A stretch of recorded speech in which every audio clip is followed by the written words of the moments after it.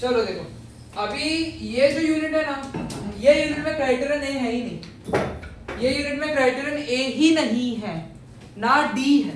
यानी अब तक हम जो क्राइटेरिया प्रैक्टिस कर रहे थे ना, वो क्राइटेरिया है ही नहीं, इसमें क्राइटेरियन बी और क्राइटेरियन सी है। और जब भी ऐसा होता है कि सिर्फ क्राइटेरियन बी और क्राइटेरियन सी होता है ना, तब थोड़े से हमारे लोचे हो जाते हैं, यानी कि तब थोड़ा सा टेंशन वाला बात हो जाता है, क्योंकि ए तो क्या है फिर भी समझते समझते हो जाता है, बी और सी इज ऑफ फुल फॉर्मेट, पूरा का पूरा फॉर्मेट के ऊपर है। अगर फॉर्मेट तुम लोगों ने सही से नहीं किया तो तुम्हारे पूरे जो लेवल्स है वो चले जाएंगे, ध्यान रखना आवाज नहीं। तो यहाँ पे क्या होगा, क्राइटेरियन बी जो है ना तुम लोगों को, उसमें तुम लोगों को पहले जो है फिक्स सेट ऑफ क्वेश्चन होते हैं, ए के अलावा बाकी में तो फिक्स ही होते हैं। तो क्राइटेरियन बी में तुमको सबसे पहले रिसर्च क्वेश्चन के बारे में आएगा। रिसर्च क्वेश्चन यानी जो भी तुम्हारा एक्सपेरिमेंट के ऊपर क्राइटेरियन बी आया है, तुम क्या चीज के ऊपर रिसर्च कर रहे हो, उसके ऊपर तुम लोगों को रिसर्च क्वेश्चन बनाना पड़ता है। दूसरे नंबर पे तुम लोगों को हाइपोथेसिस लिखनी पड़ती है, यानी कि तुम लोगों को अपना एक प्रेडिक्शन लिखना पड़ेगा कि जो भी केस दिया हुआ है, कलर दिख नहीं रहा है, व्हाइट कर दूं, तो हाइपोथेसिस जो है वो लिखनी पड़ेगी, यानी कि एक प्रेडिक्शन करना पड़ेगा। जो भी एक्सपेरिमेंट तुम करके देखने वाले हो, एक्सपेरिमेंट करोगे, कुछ ऑब्जर्व करने के लिए करोगे, तो एक्सपेरिमेंट करने से पहले तुम लोगों को एक प्रेडिक्शन लगानी पड़ेगी कि ऐसा ऐसा ऐसा ऐसा हो सकता है, आई प्रेडिक्ट दैट करके इस तरीके से करना पड़ेगा। तीसरे नंबर पे जो चीज आती है वो आती है वेरिएबल्स। तीन तरीके के वेरिएबल है भाई, इंडिपेंडेंट वेरिएबल है, डिपेंडेंट वेरिएबल है और कंट्रोल्ड वेरिएबल है। अलोंग विद देयर मैनिपुलेशन सीखना पड़ता है, क्योंकि कभी कभी ये वेरिएबल वाला क्वेश्चन 7-8 का हो जाता है, यानी कि वेरिएबल 7-8 का दे दिया, यानी उसके साथ साथ में उसके मैनिपुलेशंस जो है वो भी लिखने पड़ेंगे। इंडिपेंडेंट वेरिएबल तुम कैसे मैनिपुलेट करोगे, यानी कैसे चेंज करोगे, देवांश ध्यान देना, ये आधा नींद में चलेगा नहीं मेरे को। डिपेंडेंट वेरिएबल कैसे मैनिपुलेट होगा, और फिर जो कंट्रोल्ड वेरिएबल है वो कैसे मैनिपुलेट होगा। ये यूनिट में नो ओरल्स, इस यूनिट में कुछ भी ओरल होने नहीं वाले तुम लोग के, जैसे पिछले यूनिट में चलते थे, इस यूनिट में कुछ भी ओरल वाला काम है नहीं, क्योंकि क्राइटेरिया नहीं ही नहीं है, वो चार्जर टूटना चाहिए। तो इसमें प्रैक्टिस बहुत है, यानी इसमें रिटर्न पेपर जो है वो ज्यादा है क्राइटेरियन बी और क्राइटेरियन सी के। तो वेरिएबल्स होगा, उसके बाद तुम लोगों को फुल फ्लेज मेथड लिखनी पड़ती है। अगर पूरी मेथड जो है, अगर ये 7-8 की आई, तो यहाँ पे तुमको मटेरियल नीडेड जो है वो डालना पड़ेगा, सेफ्टी मेजर जो है वो डालना पड़ेगा, सेफ्टी मेजर जो है वो डालना पड़ेगा, और फिर तुमको तुम्हारे पूरे स्टेप प्रोसीजर लिखने पड़ेंगे। इस तरीके से तुम्हारा क्राइटेरियन बी चलने वाला है, समझे तुम लोग। तो क्राइटेरियन बी में रिसर्च क्वेश्चन, यानी जो भी चीज के ऊपर तुम एक्सपेरिमेंट कर रहे हो, जो भी पता लगाने के लिए हिलना डुलना बंद कर दे, सीधे सीधे बैठो एकदम, इधर उधर नहीं। तो रिसर्च क्वेश्चन के बारे में तुमको बताना पड़ेगा, जो भी तुम रिसर्च करने के लिए एक्सपेरिमेंट कर रहे हो उसके रिलेटेड क्वेश्चन लिखना पड़ेगा। सेकंड, तुम लोगों को हाइपोथेसिस, ये फिक्स सेट ऑफ क्वेश्चन है, मतलब बता रहा हूं, बस रिपीट कर रहा हूं। हाइपोथेसिस यानी प्रेडिक्शन करनी पड़ेगी कि इस एक्सपेरिमेंट में शायद ऐसा होगा या शायद ऐसा होगा करके, वेरिएबल और मेथड, ये तुम्हारा क्राइटेरियन बी का काम है। क्राइटेरिया सी के अंदर तुम लोगों को एक्सपेरिमेंट करने का डेटा तो मिलेगा ही मिलेगा, है ना भाई, डेटा तो पता है ना क्या होता है अभी। तो तुम लोगों को एक्सपेरिमेंट करोगे, कुछ ऑब्जर्वेशन होगी, डेटा मिलेगा। तो सबसे पहले तो पहला क्वेश्चन जो आएगा क्राइटेरियन सी में वो आएगा डेटा के ऊपर। दूसरा क्वेश्चन जो आएगा वो आएगा उसको प्रेजेंट करने का, यानी उसका लाइन ग्राफ बनाना या बार ग्राफ बनाना या जो भी प्रेजेंटेशन है वो तुम लोगों को करना पड़ेगा। फिर जो क्वेश्चन आते हैं ना, ये किसकी कचरे की आवाज आ रही है भाई, ये जो भी है मत करो। तो यानी कि फिर क्वेश्चन आते हैं वैलिडिटी पे, validity of hypothesis, validity of method, है ना। इसमें स्टेट आता है, आउटलाइन आता है, तो फॉर्मेट ज्यादा है यहाँ पे। हाइपोथेसिस जो होती है या तो वैलिड होगी या तो इनवैलिड होगी, और method valid, invalid, partially valid कुछ भी हो सकती है, यानी कि हाइपोथेसिस की वैलिडिटी, मेथड की वैलिडिटी, ये उसके बाद इंप्रूवमेंट, एक्सटेंशन, ये सारी चीजें जो है तुम्हारा क्राइटेरियन सी में। तो फॉर्मेट जो है वो ज्यादा है, स्टेप्स जो है वो ज्यादा है, कंसेप्ट समझोगे और फिर तुमको एक्सपेरिमेंट बेसिस पे लिखना पड़ेगा। बहुत सारे लैब सेशन तुम्हारे स्कूल में भी ये लोग करवाएंगे तुमसे, है ना। ये यूनिट में तुम्हारी स्कूल अभी पनीर पनीर खेल रही है, लेकिन ये यूनिट पनीर पनीर वाला है नहीं। पनीर की मदद से वो कुछ समझाना जरूर तुमको चाह रहे हैं, हम पनीर पनीर नहीं खेलेंगे, हम डायरेक्ट कंसेप्ट पे कूदेंगे कि कंसेप्ट एक्चुअली क्या है। ये यूनिट है सेपरेशन ऑफ थिंग्स के ऊपर, चीजों को सेपरेट किस तरीके से करना है, ये यूनिट उसके ऊपर है। हम आजू बाजू में बहुत सारे मिक्सचर्स देखते हैं, मेरी बातों को समझना, है ना। हमारे आजू बाजू में जो भी चीजें हैं, जो भी चीजें हैं हमारे आजू बाजू, जो भी मैटर है ना, ये हिलना डुलना तेरा बंद हो नहीं रहा है, मैं बाहर भेज दूंगा, है ना। अब सीधे सीधे बैठे, हमारे आजू बाजू में क्या है, मैटर है। ध्यान देना मेरी बातों पे, हमारे आजू बाजू में क्या है? मैटर है। मैटर क्या था? Anything that occupies space and has mass is called matter. यानी कोई भी चीज जिसमें स्पेस होती है और वो कोई मास ऑक्यूपाई कर रहा है, मतलब सॉरी कि कोई मास है उसमें कोई स्पेस ऑक्यूपाई कर रहा है, तो वो क्या कहलाता है? मैटर कहलाता है। अब मैटर के जो होते हैं दो टाइप होते हैं। मैटर के कितने टाइप होते हैं? दो टाइप होते हैं। हमारे आजू बाजू जितने मैटर है उसकी बात कर रहा हूँ, जितने आजू बाजू में चीजें देख रहे हो वो सारी की सारी चीजें क्या है? मैटर ही है। तो दो तरीके के मैटर होते हैं, एक होता है प्योर, एक होता है इम्प्योर। यानी इसको प्योर सब्सटेंस और इम्प्योर सब्सटेंस जो है इस तरीके से बोला जा सकता है। प्योर सब्सटेंस और इम्प्योर सब्सटेंस जो है इस तरीके से मैटर को बोला जा सकता है। अब प्योर सब्सटेंस के अंदर कौन कौन लोग आते हैं? प्योर सब्सटेंस के अंदर अगेन दो जन आते हैं। एलिमेंट, पता है ना भाई, पिछले यूनिट से सीख कर आए हो, एलिमेंट्स और कंपाउंड्स। हर एक के बारे में थोड़ी बातें और करूंगा। एलिमेंट्स हमने देखा था, एलिमेंट हमने 118 एलिमेंट की पूरी पीरियोडिक टेबल देखी है। वो क्या थे? एलिमेंट थे ना। हाइड्रोजन क्या है? एलिमेंट है। ऑक्सीजन क्या है? एलिमेंट है। सोडियम क्या है? एलिमेंट है। कैल्शियम क्या है? एलिमेंट है। ये सारी चीजें क्या आती है? एलिमेंट आती है। हमने पूरे एलिमेंट की 118 एलिमेंट की पूरी पीरियोडिक टेबल हम पिछले यूनिट में सीख कर आए। तो ये सारे एलिमेंट होते हैं, इनको प्योर सब्सटेंस बोलते हैं। कंपाउंड यानी दो एलिमेंट जुड़कर क्या बनाते हैं? कंपाउंड बनाते हैं। दो या उससे ज्यादा एलिमेंट जुड़कर क्या बनाते हैं? कंपाउंड बनाते हैं। जैसे वाटर क्या है? कंपाउंड है। अगर तुमसे मैं थोड़ी बात करूं तो वाटर का फॉर्मूला H2O होता है कि नहीं होता है? वाटर का फॉर्मूला H2O होता है कि नहीं होता है? इसका केमिकल फॉर्मूला तो ये हाइड्रोजन और ऑक्सीजन से मिलकर बना है। सॉल्ट का NaCl होता है, तो वो सोडियम और क्लोरीन से मिलकर बना है। तो कंपाउंड इज बेसिकली जब दो या उससे ज्यादा एलिमेंट कंबाइन होते हैं, कॉम्बिनेशन ऑफ टू और मोर एलिमेंट इज कॉल्ड कंपाउंड। और जबकि प्योर सब्सटेंस जो है वो सिंगल इंडिविजुअल एलिमेंट की बातें करता है। हाइड्रोजन, ऑक्सीजन, सोडियम अकेला, क्लोरीन अकेला, ये सारी चीजें क्या कहलाएंगे? एलिमेंट कहलाएंगे। तो these two kind of substance are known as pure substances। इसको क्या बोलते हैं हम? प्योर सब्सटेंस बोलते हैं। यूनिट में ध्यान देना, ये यूनिट तगड़ा है ना, यहाँ पे कोई झूठ नहीं, कोई सच नहीं, ये यूनिट बहुत ज्यादा ही तगड़ा है। ये 7th का सबसे मस्त यूनिट है हमारा। पिछला वाला लेंथी था, ये वाला कंसेप्चुअली अच्छा है। छोटा है यूनिट लेकिन बहुत बड़ा नहीं है, पर कंसेप्ट बहुत अच्छा है। फिर इम्प्योर सब्सटेंस अगेन दो तरीके के होते हैं। मेरी बातों को ना ध्यान से सुनना। इम्प्योर सब्सटेंस को ना मिक्सचर भी बोलते हैं। इम्प्योर सब्सटेंस को हम क्या बोलते हैं? मिक्सचर्स भी बोलते हैं। तो यहाँ पे दो कैटेगरी और आती है, होमोजेनियस मिक्सचर और हेटेरोजेनियस मिक्सचर। तुम सीख कर तो ये सब आ चुके हो, ये बस एक रिवीजन चल रहा है। होमोजेनियस मिक्सचर और हेटेरोजेनियस मिक्सचर, ये दो कैटेगरी और आती है। तीन टर्म के बारे में और समझना है, सॉल्यूशन, सस्पेंशन, कोलॉइड्स। तीन टर्म के बारे में और समझना। आई थिंक ये वर्ड तुम पहली बार सुन रहे हो, है ना? सॉल्यूशन तो फिर भी सुना है, सस्पेंशन, कोलॉइड्स नहीं पता। और सॉल्यूशन अब साइंस में किस तरीके से समझना है वो, तो होमोजेनियस के अंदर सॉल्यूशन आता है और हेटेरोजेनियस में कौन दो लोग आते हैं? सस्पेंशन और कोलॉइड्स। सस्पेंशन और कोलॉइड्स ये किस में आते हैं भाई साहब? हेटेरोजेनियस के अंदर आते हैं। किस में आते हैं? हेटेरोजेनियस के अंदर आते हैं। तो ये मैंने तुमको हमारे आजू बाजू की जितनी चीजें सवाल का मैंने एक फ्लो चार्ट बनवा दिया। ये फ्लो चार्ट स्कूल दे तो अच्छी बात है, नहीं दे तो मैंने तो दे दिया। तो मैटर दो तरीके के होते हैं, ध्यान देना, इधर उधर नहीं, आज नहीं चलेगा और ये यूनिट में साइंस में नहीं चलेगा, आगे पीछे नहीं। तो मैटर जो है दो तरीके के, बोलो, प्योर और इम्प्योर। यानी pure substance, impure substances. Pure substances में कौन आता है? एलिमेंट और कंपाउंड, ये प्योर होते हैं। इम्प्योर को मिक्सचर भी बोलते हैं और उसमें कौन आता है? Homogeneous, heterogeneous. तीन स्पेशल मिक्सचर होते हैं, ध्यान देना बातों पे। तीन स्पेशल तरीके के मिक्सचर होते हैं, solution, suspension, solution, suspension, colloid. Solution किस में आएगा? होमोजेनियस में। और सस्पेंशन और कोलॉइड किस में आएगा? अब हर एक को हम लोगों को थोड़ा सा समझना पड़ेगा। ये यूनिट स्टार्ट करने से पहले ये समझना पड़ेगा हम लोगों को, इनके मतलब रिवीजन करने पड़ेंगे, वरना ये यूनिट हम कर नहीं पाएंगे। चलो ये देखो, ये वीडियो प्योर इम्प्योर सब्सटेंस पे होगा, अगला वाला सॉल्यूशन, सस्पेंशन, कोलॉइड पे होगा। जरूरी बातें, ये दोनों वीडियो बहुत जरूरी है। जरूरी बातें तो ध्यान देना। Smile and learn. Hello, friends. Today I'm studying pure substances and mixtures. I have an exam next week and I need to work hard. Have you ever heard about pure substances and mixtures? Let's begin. We divide substances into pure substances and mixtures. It's important to know how to tell one from another. Let's look at pure substances first.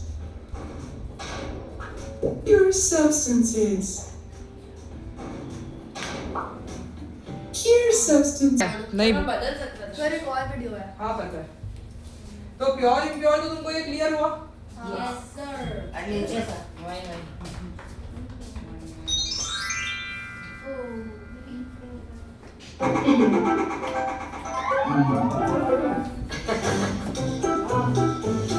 ध्यान देना ये ज्यादा important है।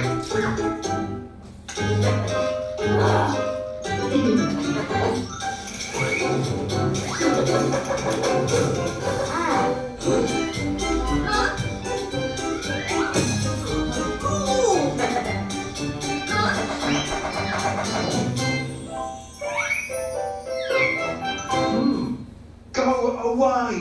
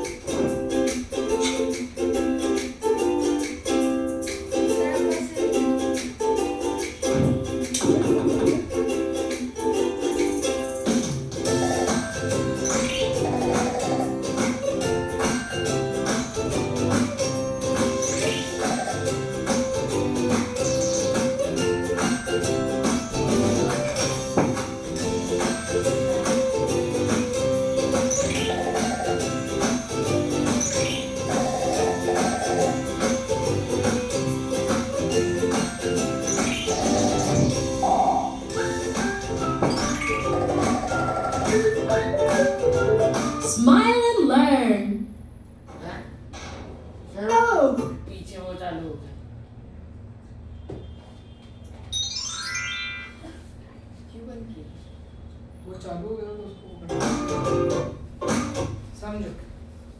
इन लोगों ने solution की बात की, इन लोगों ने 3 भी कर लिए। अगर तुमने ध्यान दिया हो, पहले वाले में शुगर डाला पानी में, दूसरे में चॉक पाउडर डाला, तीसरे में मिल्क डाला। अगर मैं तुमको अभी से क्लियर कर दूं तो जिसमें शुगर डाला ना वो सोल्यूशन बन गया, वो सोल्यूशन बन गया। जिसमें चॉक पाउडर डाला वो सस्पेंशन बन गया, जिसमें मिल्क डाला वो कोलॉइड बन गया। फर्क क्या है वो समझो। 3 अलग अलग तरीके के मिक्सचर बनाए हैं, तीनों मिक्सचर को किसको सॉल्यूशन बोलता हूँ, किसको सस्पेंशन बोलता हूँ, किसको कोलॉइड बोलता हूँ। फर्क ये है सॉल्यूशन जो होता है ना उसमें जो भी पार्टिकल होते हैं वो कंप्लीटली डिसॉल्व हो जाएगा, मतलब कंप्लीटली मिल जाएगा, घुल जाएगा। जैसे अगर शुगर डालूंगा तो पूरा मिक्स हो गया ना। तुमको क्या लगता है चॉक पाउडर पूरा पानी में मिक्स हो जाएगा क्या? नहीं हो सकता। शुगर जो है वो पूरा पानी में मिक्स हो सकता है। तो शुगर जिसमें डाला वो पूरा का पूरा पानी में क्या हो गया, मिक्स हो गया, कंप्लीटली डिसॉल्व हो गया। तो वो जो मिक्सचर बना उसको क्या बोलते हैं, सॉल्यूशन बोलते हैं। क्या बोलते हैं उसको, सॉल्यूशन बोलते हैं। तेरा ध्यान नहीं है भाई मेरे, ये यूनिट समझ नहीं आएगा, ध्यान दे। तो यानी कि वो क्या बन गया, सॉल्यूशन बन गया। सॉल्यूशन में नॉर्मली क्या होता है ना कि पार्टिकल्स की जो साइज होती है वो बहुत छोटी होती है, तो वो एकदम घुल मिल जाते हैं। और अगर हम टॉर्च फेंकेंगे तो देखो टॉर्च जब वो सॉल्यूशन में से पास होगी ना तो लाइट दिखेगी नहीं अंदर। लाइट क्यों नहीं दिखेगी, क्योंकि पार्टिकल इतने छोटे हैं कि वो लाइट दिखाई नहीं सकते। पार्टिकल का साइज थोड़ा बड़ा होना चाहिए तब लाइट जा रही है वैसा दिखता है, पर अगर पार्टिकल की ही साइज एकदम छोटी है तो लाइट जा रही है ऐसा पता ही नहीं चलेगा। तो ये इसके पीछे कहानी है। तो स्कैटर नहीं हो रहा है मतलब लाइट का पाथ दिखेगा नहीं। और ऐसे मिक्सचर को सॉल्यूशन बोलते हैं। इनकी साइज जो होती है बहुत बहुत बहुत बहुत ज्यादा छोटी होती है। तो सॉल्यूशन के बारे में समझो। सॉल्यूशन के बारे में क्या क्या समझा। पहली बात तो होमोजेनियस मिक्सचर होता है, कंप्लीटली जो भी चीज डालूंगा वो क्या हो जाएगा, डिसॉल्व हो जाएगा। अच्छा मैं तुमसे दो टर्म के बारे में और पूछता हूँ, सॉल्यूट और सॉल्वेंट। अगर तुम समझदार हो तो तुम मुझे बता पाओगे पानी सॉल्यूट है या सॉल्वेंट है? सॉल्वेंट है। और जो शुगर है वो सॉल्यूट है, मतलब सॉल्यूट यानी शुगर जो मिक्स हो रहा है, और सॉल्वेंट मतलब पानी जिसमें मिक्स हो रहा है।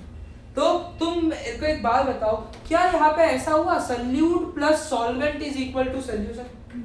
ऐसा हुआ कि नहीं हुआ? सॉल्यूशन कब बना, जब सॉल्यूट और सॉल्वेंट था। तो यहाँ पे अगर मैं तुमको बहुत अच्छी भाषा में समझाऊं तो solute is completely dissolved in the solvent, therefore it is called as solution. क्या बोलूंगा मैं इसको, सॉल्यूशन बोलूंगा। यहाँ पे पार्टिकल की साइज बहुत ज्यादा छोटी होती है और ये होमोजेनियस मिक्सचर होता है। क्या होता है भाई, और यहाँ पे लाइट स्कैटर नहीं होती, इसके पार्टिकल की साइज बहुत छोटी होती है, लाइट स्कैटर नहीं होती है, तो लाइट का पाथ विजिबल नहीं होता है। अब तुम लोग शायद थोड़े कंफ्यूज हो रहे होंगे कि सर लाइट का पाथ विजिबल होने से आपका क्या मतलब है, क्या कहना चाह रहे हो। तो देखो अब आगे तुमको शायद एक एनिमेशन में समझ आएगा।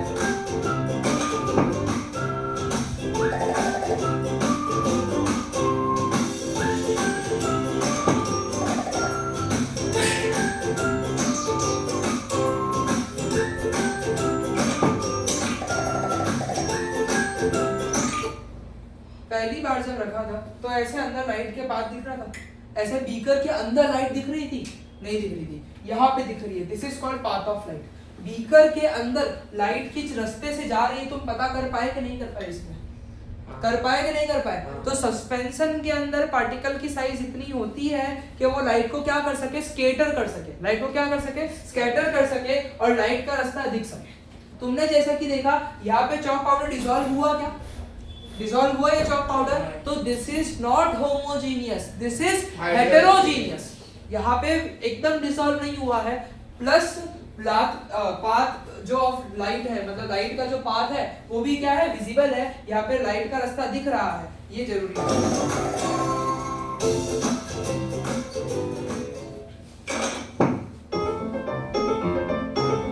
पढ़ना ध्यान से। chalk are insoluble, the particles of chalk are insoluble in water and are big enough to scatter the light when pass through them।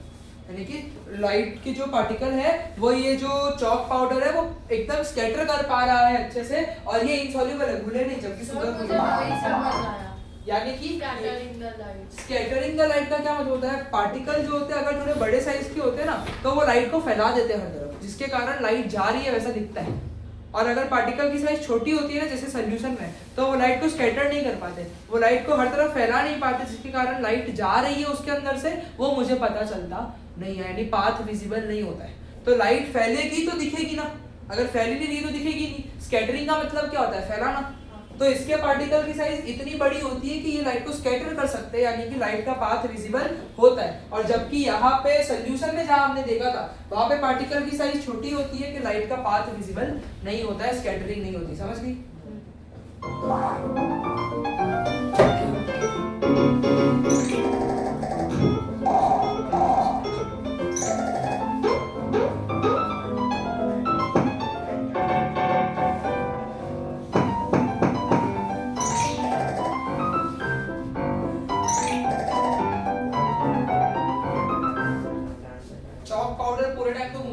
रहेगा।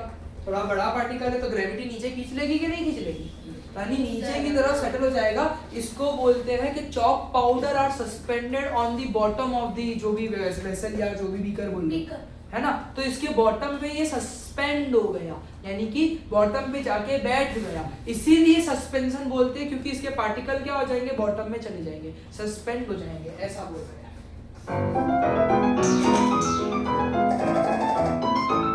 अब देखो, तुम लोग सोच रहे होंगे कि सर दोनों कैटेगरी तो हुई, होमोजीनियस भी हो गया, हेटेरोजीनियस भी हो गया, ये तीसरा कैटेगरी कहाँ से आया कि होमोजीनियस सॉल्यूशन तो समझ में आया भाई, पार्टिकल डिसॉल्व हो गया और लाइट नहीं दिखी। इसमें पार्टिकल सस्पेंशन में डिसॉल्व नहीं हुआ था, लाइट दिख गई। तीसरी कैटेगरी जो है वो दोनों का मिक्सचर है, यानी तीसरी वही बोलना चाह रहे हैं सर। मतलब इसमें ऐसा है कि विजिबल चेंज है पर उसमें पार्टिकल्स दिख नहीं रहे। हाँ, मतलब कि एक मस्त बात बताऊं, कोलॉइड स्पेशल कैटेगरी है, colloid is a special category.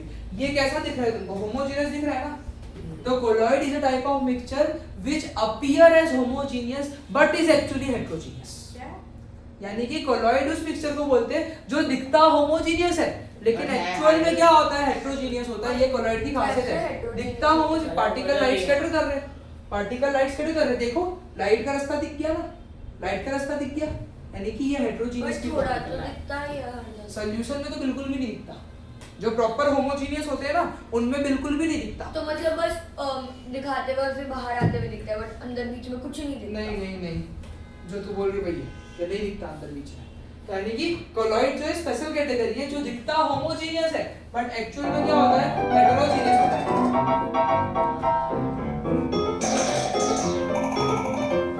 ये देखो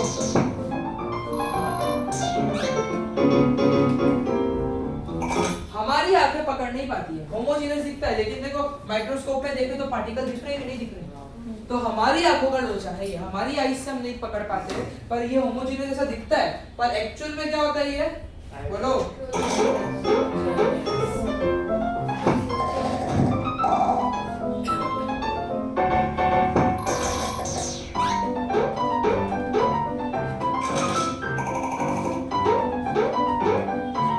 वेरी इंपॉर्टेंट, हेटेरोजीनियस है तो सर सस्पेंशन क्यों नहीं बोल रहे हो? सस्पेंशन में क्या होता है, पार्टिकल नीचे सेटल हो जाते हैं, कोलॉइड में कभी नहीं होगा। Milk is the best example of colloid. Milk जो है कोलॉइड है, इसमें पार्टिकल कभी भी नीचे सेटल नहीं होते हैं ना। दूध में सफेद सफेद जो होता है नीचे चला जाता है, ऊपर पानी किसका है क्या? नहीं, और भी बहुत सारे, लेकिन सबसे बेस्ट एग्जांपल क्या है इसका, मिल्क। तो इसलिए मिल्क अगर कुछ ऐसे कि मिल्क एकदम ही नॉर्मल नहीं, मिल्क पानी डालते तो भी मिल्क नॉर्मल या पानी वाला मिल्क जो भी है, जैसे इन लोगों ने पानी में मिल्क के वो डाले ना, बट है तो वैसे मिल्क भी एक्चुअल में अगर तुम माइक्रोस्कोप से देखोगे ऐसे ही दिखेगा। बोल, अगर ये जो बीकर है इसके जैसे लाइट्स को पास नहीं होती तो इसको सॉल्यूशन और फिर सॉल्यूशन बोलता है। होमोजीनियस। हाँ, पर लाइट पास किसकी प्रॉपर्टी है, हेटेरोजीनियस की, या फिर जो डिसॉल्व नहीं होती उसी की है। डिसॉल्व हो जाएगा तो पास नहीं होगा, डिसॉल्व नहीं हो रहा है इसलिए पास हो रहा है।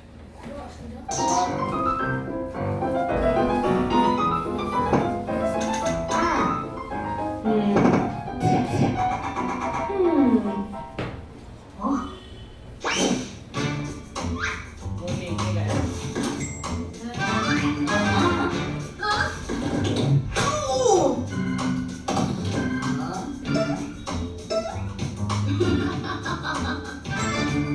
इतने सारे मिल गए अच्छा वीडियो का एनिमेटेड में समझ आ जाता है। और डायलॉग ही नहीं थे। जैसे कि डायलॉग था। चलो, तो ऐसे काम करो तो तुम लोगों ने स्मॉल कर भी गर्मी लग रही है, एक बार मुझे बंद कर देते फिर चालू कर दो। देखो मेरी बात सुनो, अब तक हमारा ये यूनिट चालू ही नहीं हुआ है। अब तक जो हम सीख रहे थे ये तो पुरानी चीजें थी, सस्पेंशन सॉल्यूशन कोलॉइड एक ये भी पुराना है, और फिर हम लोग का प्योर इम्प्योर ये भी पुराना है। तुम लोगों के स्कूल ने इस साल सिखाया नहीं, स्कूल की गलती है, बट एनीवेज वेज हमने सीख तो लिया, हमारा तो स्टार्ट हो गया। अब तो सीख लिया। अब ये यूनिट जो है ना सेपरेशन के ऊपर है, चीजों को कैसे सेपरेट करते हैं। अब जैसे कि फॉर एग्जांपल, अब मैंने उस पानी में शुगर डाल दिया था ना, अब अगर मुझे अलग अलग करना है तो कैसे करूंगा? नहीं होगा सर होमोजीनियस। हो जाता है, उसमें भी हो जाता है। केमिकल डिसॉल्व कैसे केमिकल नहीं होता है, इवेपोरेट कर दे तू, इवेपोरेट कर दे, पानी चला जाएगा, शुगर बच जाएगा। मतलब कि यानी कि गरम कर दे। हाँ, तो शुगर नहीं चलते हैं। नहीं शुगर नहीं जाएगा, क्योंकि तू शुगर वाला टेम्परेचर नहीं दे रहा है, पानी जिससे जाएगा उतना ही टेम्परेचर दे रहा है। शुगर तो मेल्ट हो जाएगी। नहीं थोड़ी मेल्ट हो जाएगी, वो तो तू सही कर लेगा। तो कहने का मतलब क्या है, अब चॉक पाउडर था, चॉक पाउडर को पानी से अलग कैसे करूं, या वो दूध को पानी से अलग कैसे करूं, या कुछ और मिक्सचर है तो उसको सेपरेट कैसे करूं। तो this particular unit is about separation techniques. किस तरीके से चीजों को सेपरेट करना है वो इस यूनिट के अंदर जो है तुम लोगों को बताया जाता है। अब ये जो बातें है ना, थोड़ा समझने की कोशिश करना, थोड़ा सा ज्यादा दिमाग लगाना पड़ेगा ये दो स्लाइड को समझने के लिए। Do you think all evidence या mixture can be separated by the same type of method? किसी भी मिक्सचर को एक ही तरीके के मेथड से सेपरेट कर सकता हो क्या? कर ही नहीं सकता। कोई भी मिक्सचर के लिए सेम मेथड नहीं है ना? तो भाई no, they can't be separated by the same type of method as evidence mixture are available either wet or dry form. कभी गीले होते हैं, कभी सूखे होते हैं, कभी बहुत ज्यादा जल्दी evaporate हो जाते हैं। तो सबका अपना अलग अलग तरीका है। सबका क्या है? अपना अलग अलग तरीका है सेपरेशन करने का। यानी इतनी सारी चीजें, अगर ध्यान इधर दो ना, ध्यान इधर दो, अगर इतनी सारी चीजें अगर है हमारे लाइफ में आजू बाजू में, तो सबको सेपरेट करने के लिए बहुत सारी सेपरेशन टेक्निक भी होगी। तो हाँ होती है, बहुत अलग अलग तरीके की सेपरेशन टेक्निक होती है। How will you decide what method will be required for solving the case? कोई भी चीज अगर है तो कौन सी मेथड जो है, तो वो टाइप और नेचर ऑफ मेथड समझाया जाता है। On the basis of type of evidence we receive, यानी जो भी मिक्सचर तुमको मिला है उस हिसाब से तुम लोग पता कर सकते हो कि कौन सा मेथड लगाने वाले हैं हम लोग, है ना। टाइप नेचर पता करने का हम लोगों को इस तरीके से हम लोग पता कर सकते हैं। अब देखो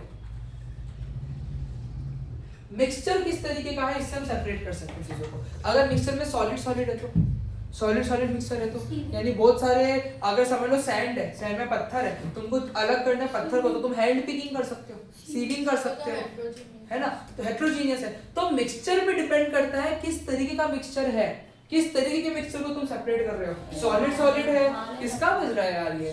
सॉलिड है, सॉलिड लिक्विड है, लिक्विड है, लिक्विड गैस है, गैस है, किस तरीके का मिक्सचर है उस हिसाब से सेपरेशन टेक्निक जो है वो सिलेक्ट करनी पड़ती है।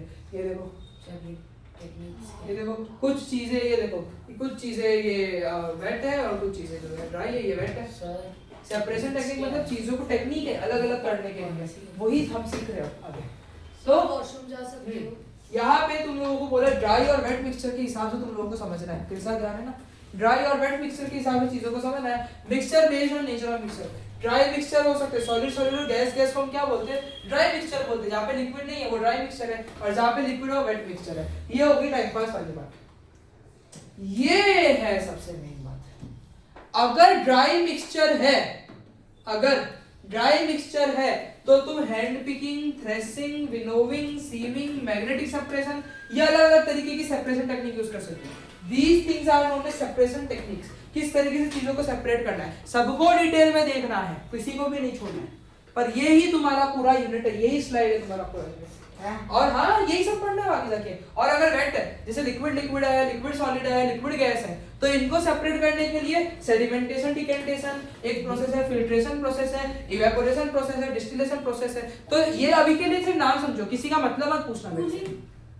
कूलिंग नहीं है, कूलिंग कुछ नहीं है, किसी का मतलब अभी मत पूछना, सबका मतलब ही हमारा यूनिट है आगे का, तो वो हर एक को देखेंगे। पर ये सारे नाम ही जो है ये क्या है? सेपरेशन टेक्निक है। बोलो पानी में डिसॉल्व किया हुआ शुगर सेपरेट हो सकता है? हो सकता है, सब कुछ हो सकता है। अब कैसे होगा वही हमें समझना है, कैसे होगा वही हमें समझना है। तो ये देखो, ये जो है ना, ये क्राइम फाइल्स करके एक पार्ट करवा रहे हैं तुम लोगों को कि भाई कुछ क्राइम हुआ है, वहां से तुमको कुछ एविडेंस मिले हैं, उस एविडेंस को सेपरेट करना है, इस तरीके से तुमको समझा रहे हैं। तो देखो, piece of paper collected from the crime scene, state the reason for collecting the piece of paper to know the reason behind the crime, to identify the matter in the lead of the solving time. हाँ, उसकी जगह तुमको game खिला रहे हैं। तो ये देखो, ये तुम्हारे पास एक एक्सपेरिमेंटल साइकिल है जो क्राइटेरियन बी और सी है, और हमने जैसे बात की थी क्राइटेरियन बी और सी ही हम लोगों को पढ़ना है, तो वो हमारा स्टार्ट हो गया। ध्यान देना मेरी बातों, ये यूनिट इतना सिंपल नहीं है, क्राइटेरियन बी और सी समझना। कुछ नहीं, अभी तुम 8th में आओ, सब कुछ होगा, सब कुछ इजी हो जाएगा। चलो, क्योंकि थोड़ा सा ठंडी हो रहा है, चालू कर दो। गैरी इज अ, ध्यान दो इधर, Gary is a forensic officer, है ना। He visited the crime scene, पूरा पैटर्न बीसी समझाऊंगा, ये लगभग चलेगा ये वर्कशीट आधा घंटा मेरा, लेकिन इसके अलावा कोई वर्कशीट आधा घंटा नहीं चलेगा, पूरा बी और सी समझाऊंगा, ध्यान रखना। तो Gary is a forensic officer, he visited the crime seen with his team, he collected the samples, from those samples he was supposed to separate the important document based on their color and texture, but due to an emergency at his home he assigned the task to the laboratory assistant. The laboratory assistant was confused about choosing the method. Before performing an experiment, state the research question to be investigated by the scientific investigation. So क्या research question हम लोग क्या कर रहे हैं, investigate कर रहे हैं, उसके रिलेटेड रिसर्च क्वेश्चन बनाना है। तो इसका एक्सपेक्टेड आंसर का स्टार्टर ही है। देखो ये कोई वो नहीं है तुम्हारा, कोई वर्कशीट प्रॉपर नहीं है, ये इसमें से तुम लोगों को चीजें पकड़नी है कि तुमको कैसे स्टार्ट करना है। आई वांट टू इन्वेस्टिगेट, तुम कैसे स्टार्ट करोगे, आई वांट टू इन्वेस्टिगेट, जो भी इन्वेस्टिगेट करना है कि I want to investigate that what method will be suitable to separate the important document based on their color and texture। उसको तो यही चाहिए ना, वो तो कंफ्यूज है, वो तो कंफ्यूज है about choosing the method, और उसको क्या करना है, सेपरेट करना है चीजों को based on their color and texture। तो तुमको क्या इन्वेस्टिगेट करना है कि I want to investigate that which method will be best, which method will be best for separating the important document based on their color and texture। समझे कि नहीं समझे? ये रिसर्च क्वेश्चन था, इसका स्टार्टर क्या है, कैसे स्टार्ट करोगे, आई वांट टू इन्वेस्टिगेट से ध्यान देना। तू खासकर मेरे से बार बार पूछेगा नहीं कोई भी, एक बार में ध्यान दो, बहुत आराम से जाएंगे हम लोग। तो रिसर्च क्वेश्चन की स्टार्टिंग होगी आई वांट टू इन्वेस्टिगेट से, तो बनाना है रिसर्च। हाँ ये सब तुमको लिखने पड़ेंगे। तो आई वांट टू इन्वेस्टिगेट ऊपर दिया है, नहीं ऑप्शन नहीं आएगा, ऊपर सब दिया है, ऊपर एकदम साफ साफ बोला है ना कि हम लोगों को क्या करना है, सेपरेट करना है इंपॉर्टेंट डॉक्यूमेंट, और वो कंफ्यूज है अबाउट द मेथड। तो हम लोग क्या ढूंढेंगे, मेथड ही ढूंढेंगे। तो I want to investigate that which method will be most suitable to separate the important document based on their color and texture। फिर है outline a prediction or hypothesis to be tested।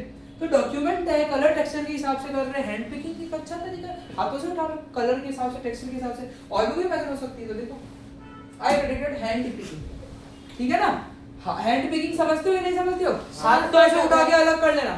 Sir but अगर sand को करना, sand नहीं है यहाँ पे, document है।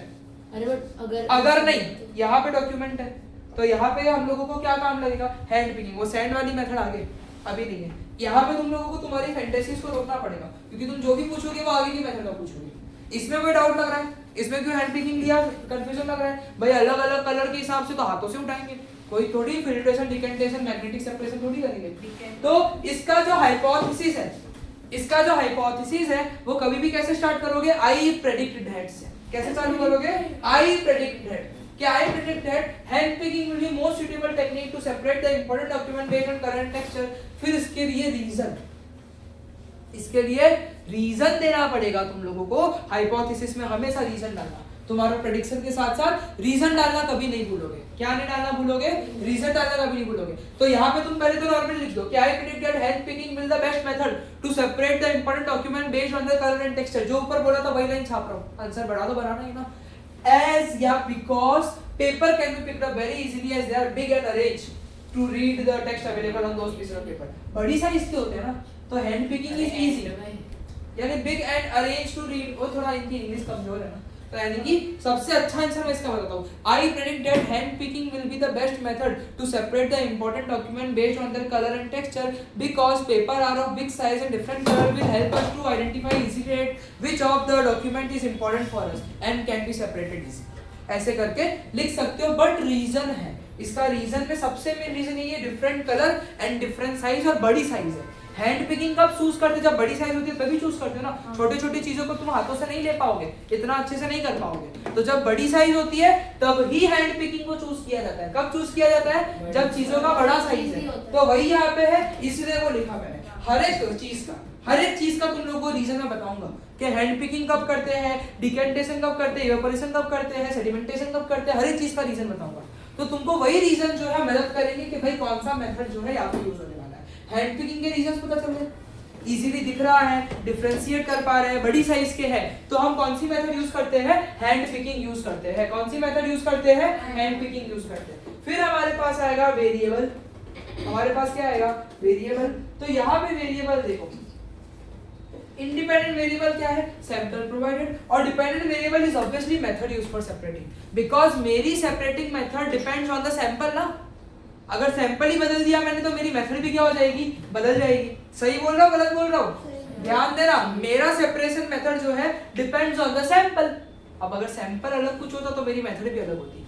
तो sample is the independent variable और method use for separating is a dependent variable. और जो इसका कंट्रोल वेरिएबल है वो क्या हो सकता है, ऐसी चीजें जो पूरे एक्सपेरिमेंट में चेंज नहीं होने वाली, फोर्सेस हो सकती है, इवन जो इंडिविजुअल परफॉर्मेंस कर रहा है, क्योंकि जो लेबोरेटरी असिस्टेंट था उसको इतना एक्सपीरियंस नहीं है, लेकिन जो हेड था फोरेंसिक ऑफिसर उसको एक्सपीरियंस है। समझ रहे हो ना मेरी बातों को? तो वो अलग अमाउंट में चीजें अलग करेगा, जो असिस्टेंट है वो थोड़ी ज्यादा चीजें अलग कर सकता है, शायद जो फालतू की उसको नहीं समझ आएगा वो भी अलग कर देगा, लेकिन जो फोरेंसिक ऑफिसर है वो तो एक्सपीरियंस्ड है, वो सोच समझ के अलग करेगा। तो यानी कि ये चीजें जो है वो क्या है, कंट्रोल्ड है। ये देखो, this is the logical and complete method. ये 7-8 लेवल का क्वेश्चन है। इसमें मैंने तुमको बताया था, यहाँ पे रिक्वायरमेंट लिखनी पड़ती है, क्वांटिटी लिखनी पड़ती है, सॉरी सेफ्टी में से लिखने पड़ते हैं, प्रोसीजर लिखने पड़ते हैं। और मेरी बात को ना बहुत ध्यान से सुनना, एक बात मैं आज ही की डेट से बोल रहा हूँ, no school MS is perfect for criterion B and criterion C.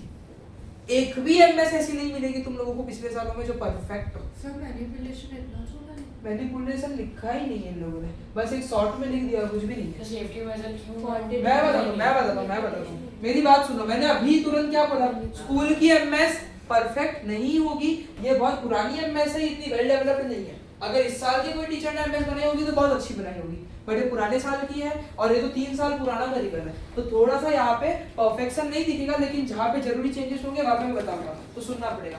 Requirement लिखनी पड़ती है, मटेरियल लिखने पड़ते हैं विद क्वांटिटी। अब हैंड पिकिंग होती है ना, थोड़ा दिमाग लगाओ। ये इन्वेस्टिगेटर जो होते हैं डायरेक्ट हाथ नहीं लेते, फोर्सेप्स यूज करते हैं। वो अपने हाथों का डीएनए क्यों देंगे, है ना? तो फोर्सेप्स यूज करते हैं, तो फोर्सेप्स है। और क्वांटिटी लिखना मत भूलना, क्वांटिटी यहाँ पे लिख देना 1 2, जो तुमको पसंद है 2 लिख दिया। वो फोर्सेप्स होते हैं ना, वो उठाने के लिए यूज करते हैं ना। हाथ से गिरना। क्राइम सीन पे ये सारी चीजों का ध्यान रखना पड़ता है ना?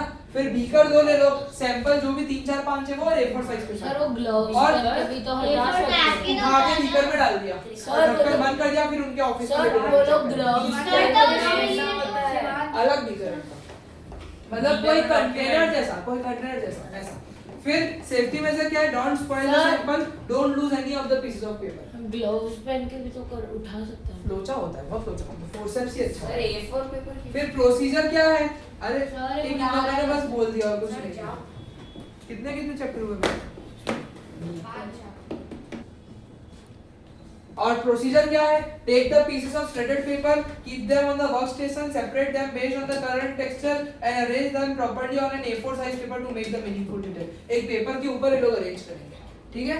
एक पेपर के ऊपर जो है ये लोग अरेंज करेंगे इस तरीके से। हल्की सी फालतू वर्ड में से, पर ठीक है, हमें कंसेप्ट समझना है। वो तो ठीक है, वो तो नहीं उठेगा। चलो फिर आता है क्राइटेरियन सी। क्राइटेरियन सी में सबसे पहले डेटा, क्राइटेरियन सी में सबसे पहले डेटा इंपॉर्टेंट होता है कि using hand picking technique I was able to separate the evidence and compile it document to be attached. फिर इंटरप्रेट करना पड़ता है डेटा को, तो आई कैन इंटरप्रेट से इसकी स्टार्टिंग होती है क्या, I can interpret that hand picking method allow us to collect all the pieces and correctly arrange them और it was easy to decode the message written on the paper. Validity of the hypothesis, तो hypothesis valid है, मैंने बोला था ना hand picking best method होगी और वही बराबर था। तो hypothesis is valid because I was able to separate the newspaper and other document from the hand picking method. Validity of the method भी वैलिड है क्योंकि इजी मेथड है और इजीली मैंने क्या कर लिया, चीजों को सेपरेट कर लिया और कोई टेंशन वाली बात वहाँ पे हुई नहीं। तो ये हुआ। फिर वैलिडिटी ऑफ मेथड में लिख दिया मेथड वैलिड है, इजीली मैंने सब काम कर लिया, जान इधर इजीली सब कलेक्ट हो गया और कोई दिक्कत नहीं। इंप्रूवमेंट क्या है, अगर मैंने बेयर हैंड से उठाया तो उसकी जगह ग्लव्स यूज कर सकते हो, ये इंप्रूवमेंट है कि अगर बेयर हैंड से नहीं उठा के ग्लव्स यूज किया जा सकता है और ग्लव से हो सकता है। डीएनए हमें फिंगरप्रिंट कुछ और यूज करें अच्छा था। डीएनए होता है कि फिंगरप्रिंट? सेफ्टी मेजर में क्यों लिखा होता है? अगर इधर इक्विपमेंट में लिखना तो ऊपर सेफ्टी मेजर में क्यों लिखा? थोड़ा बहुत आगे पीछे है ना, पर ये प्रॉपर वर्कशीट नहीं है, ये तो एक आइडिया लिया हमने। हेलो शिवाज, देखो बाहर भेज, क्या मस्ती की ओर में दिख रहा हो तेरे को? और अभी भी ठंडी है। सर 30 मिनट यार आ ही नहीं रहा है। तो तुम लोग पीछे बैठो।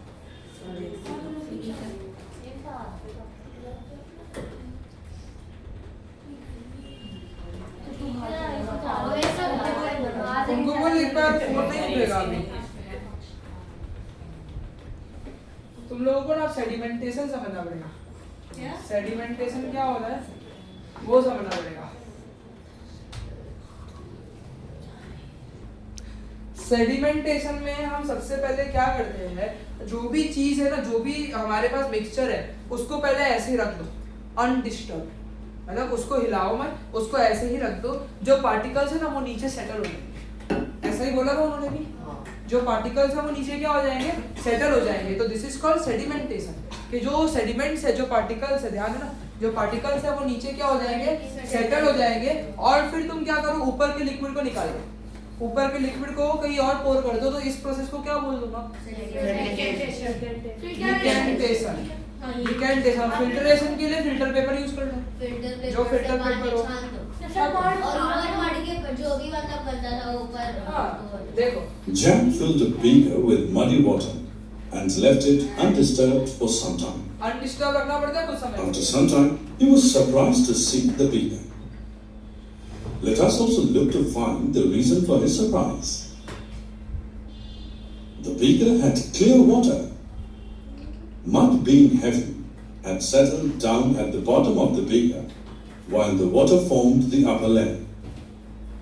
This process of deposition of mud at the bottom of beaker is called sedimentation, and the layer of mud is called the sediment.